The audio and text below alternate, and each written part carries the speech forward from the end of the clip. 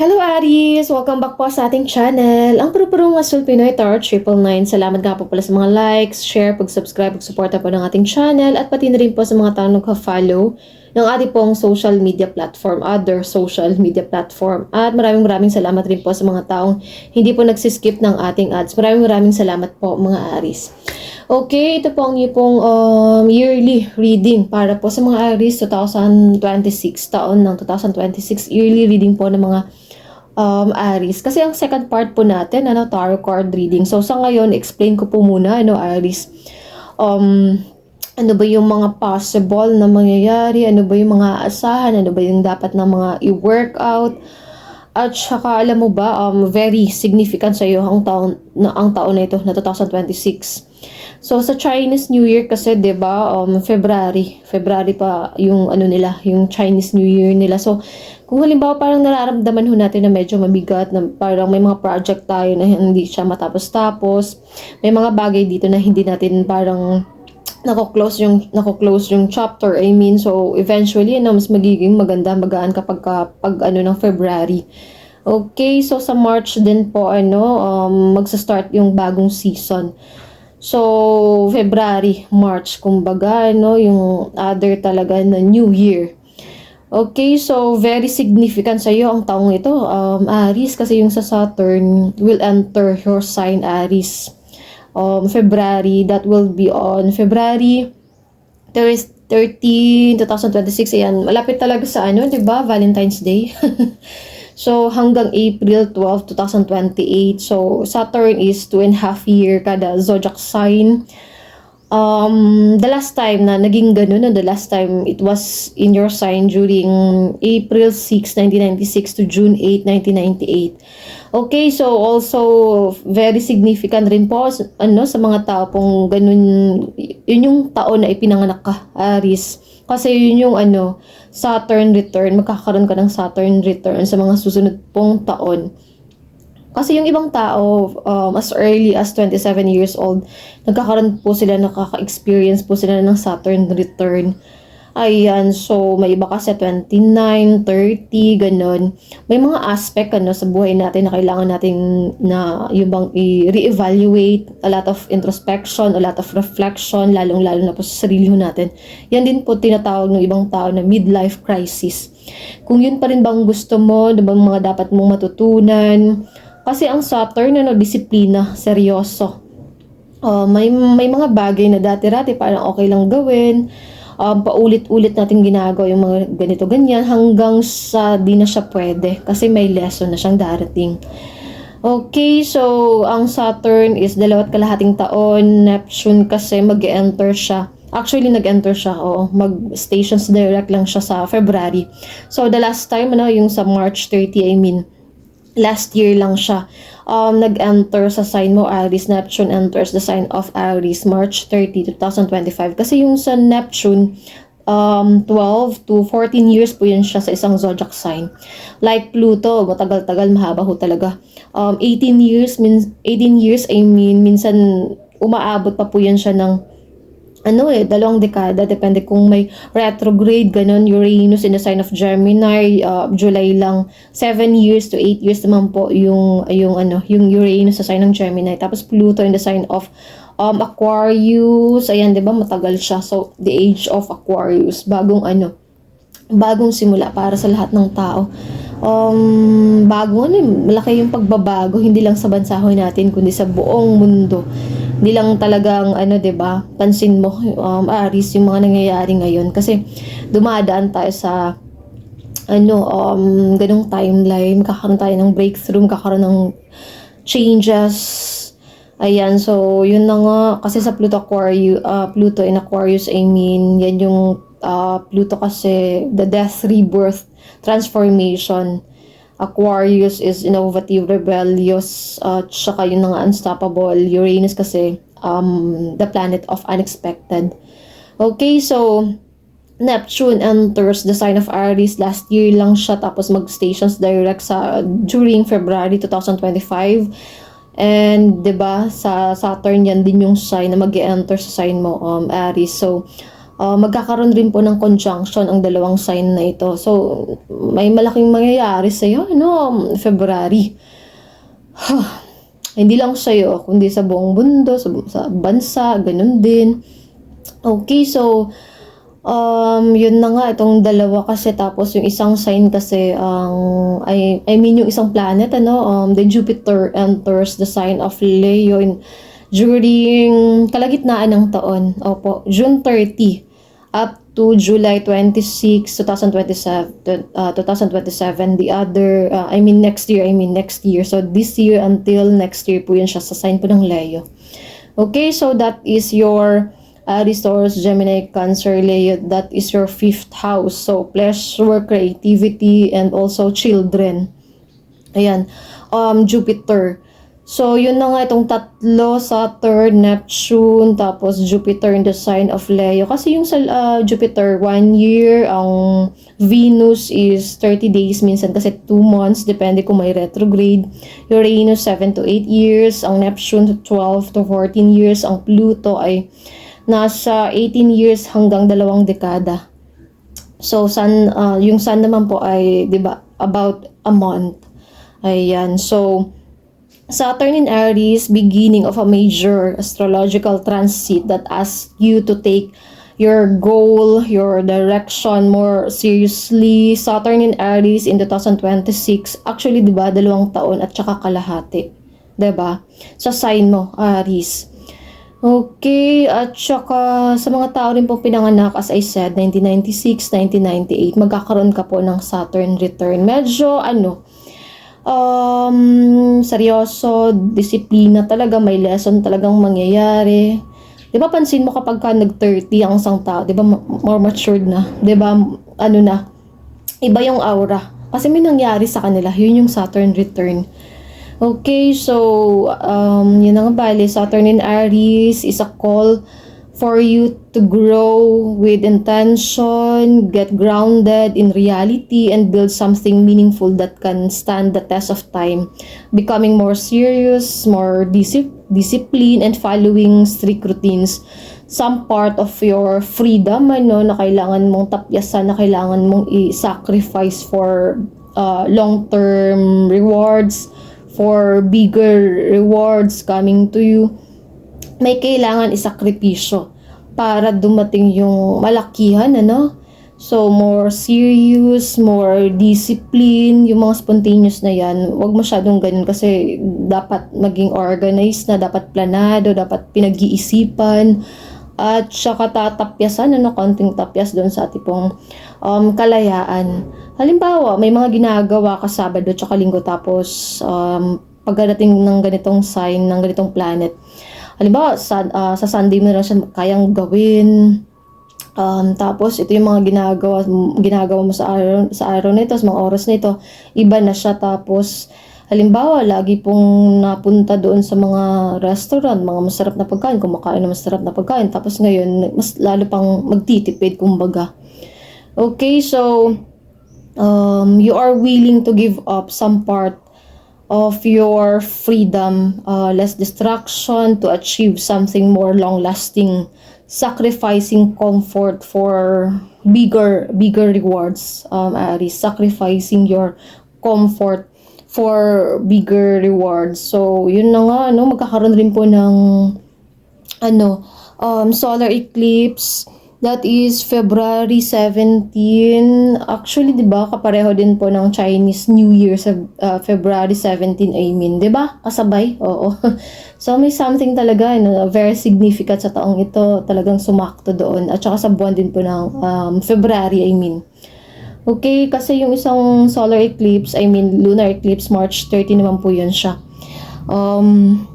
Mas visible siya sa South America, Pacific, Australia, Eastern Asia, sa mga ganong bahagi at iba pong mga places. May 2 lunar eclipse at saka may 2 solar eclipse sa taong ito. Parang blood moon din kasi yung sa March. Okay, in the sign of Virgo opposing the sign of Pisces. The last time na nagkaroon ako ng ganyan na vlog, medyo deep, medyo shadow talaga yung ganung reading kasi blood moon. Okay, so sa mga susunod na video natin, i-discuss ko po kung ano bang meaning nun. Okay, so ayan na nga, very significant sa yun ang taong ito, Aries. Talagang dapat seryoso. So ayan, dito tayo sa inyong pong tarot card reading, second part of the reading. Okay, so rebirth, powerful, new beginning for you. Aries, kasi lahat ng nadaanan na yung full circle na lahat ng zodiac sign, sa'yo naman po ulit in the sign of Aries. Kasi 'di ba pinakaunang yan siya Aries. So the leader, 'di ba? Working consistently, more discipline, more serious, more consistent, more organized, tapos ikat yung mga distraction, magkakaroon ng strict routine. Oh my goodness, grabing card. For bigger rewards, okay, long-term success. Ano ang mga card na ito? Tatlo agad, diba? Bongga.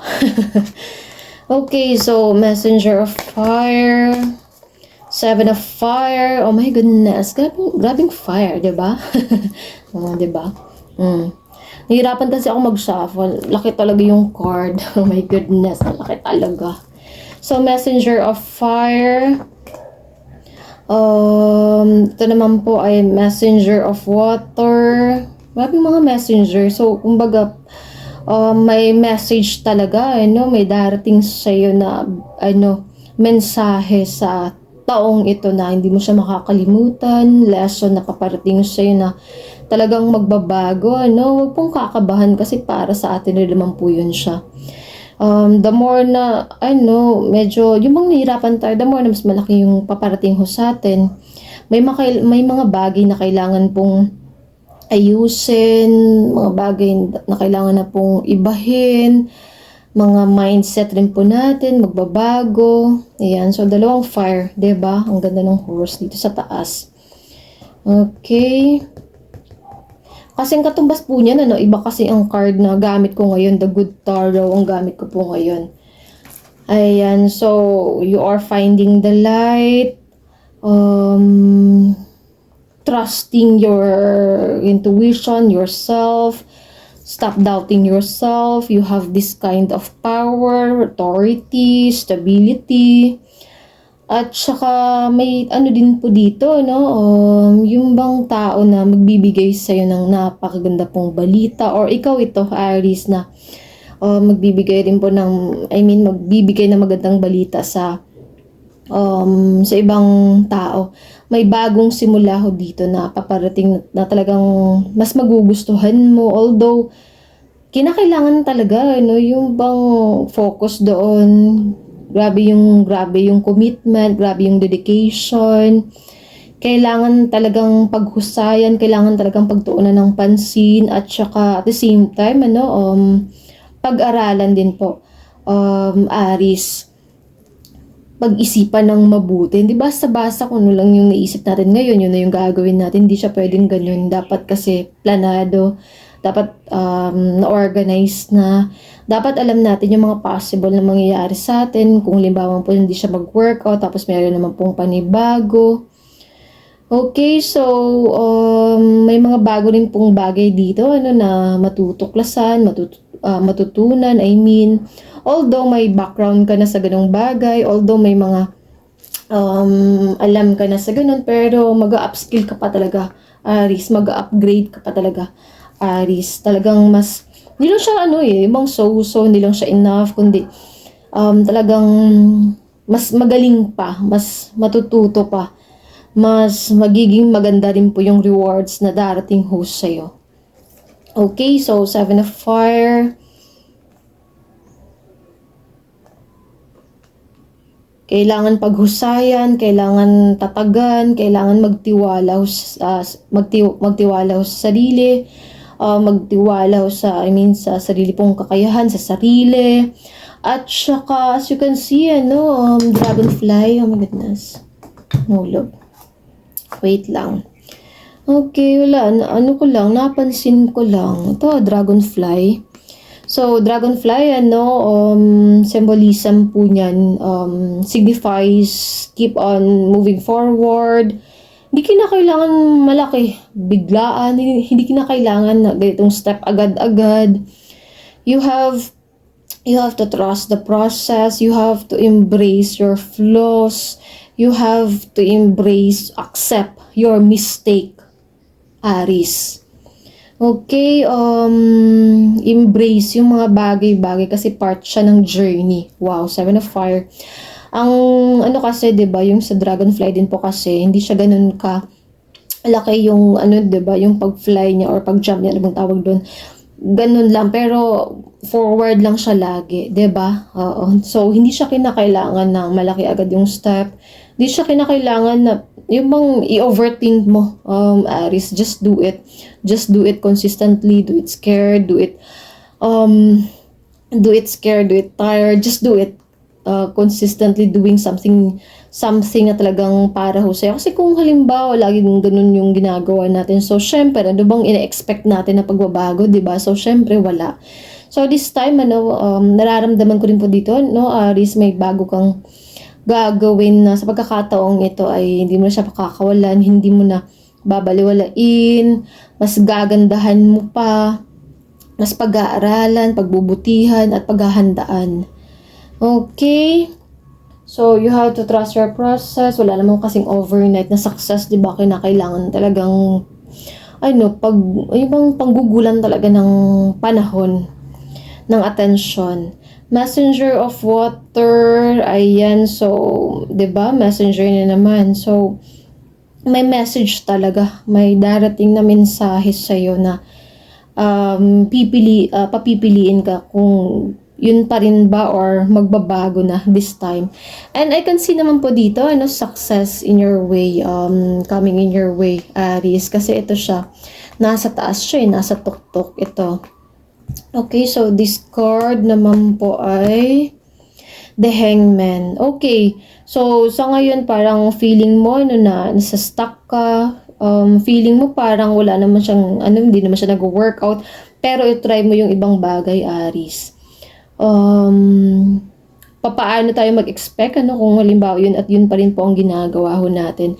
Maliban na lang excuse me po. Maliban na lang po kung iibahin ho natin ang ating ginagawa, ang ating pong mindset, at saka wag pong mag-focus sa outcome, Aries. Wag pong mag-focus masyado sa mga results. Just do it consistently, keep on showing up, do it tired, do it unmotivated, do it scared. Paano natin malalaman kung di mo rin po susubukan? Diba? Kasi journey din po natin siya. Okay, sa bottom of the deck naman po ay Ace of Water. Wow. So, some of you, this year ay something about siya sa love department, everlasting love, pure, sincere na love. At saka may tao dito na yung bang magpaparamdam, magsasabi ng tunay po niyang nararamdaman. And then, I can sense dito na yung bang mas magiging masaya ka sa success na mangyayari sa'yo ngayong taon, Aries. Para kasi siyang, yung bang second chance. Okay, ito, sa career po siya, para kasi siyang magkakaroon ng second chance, magkakaroon ng pangalawang pagkakataon. This time, gagawin mo na siya ng tama. This time, gagawin mo na lahat ng makakaya mo. Three of Fire. Okay, travel din po yan siya. Pwedeng may kinalaman sa business, sa job, or mga unexpected travel. May mga short trips, may mga by the water, malalayang lugar, so may mga travel. Eight of Earth. Ito. So, kasi siya Eight of Pentacle kasi ito. Eight of Earth. So, may mga bagay dito na kailangan talagang, halimbawa, wag mo munang bitawan, Aries. Yung bang parang may mangyari kasi na disappointment, parang frustration, tapos ayaw mo na, tapos biglang, yun pala, redirection Rejection is a form of redirection and protection. Yun pala, may mas maganda. Yun pala, babalik siya. This time, napakaganda. 9 of air. 6 of water. Ayan. At maraming salamat po. So, sa mga fire sign, you will experience significant personal growth, increase in luck, and in fame din po, popularity. Magkakaroon po ng spotlight, receiving recognition, receiving rewards, hard work paying off, at saka kung dati parang di nila napapansin, parang dati okay lang, na ganito, ganyan, na ganyan. Pero this time, mas makikilala ka, mas mapapansin ka po nila. At pati na rin po sa mga taong parang baliwala dati, binabaliwala ka dati. This time, hahanapin ka. May mga tao dito na talaga ma-appreciate ka, Aries. At parang manghihinayang sila, diba, mga ginawa nila before sa'yo. Okay, so, fame, good luck, increase in your luck. Ayan. Maraming salamat po, Aries. At hanggang sa susunod po nating video para ho sa'yo. Bye!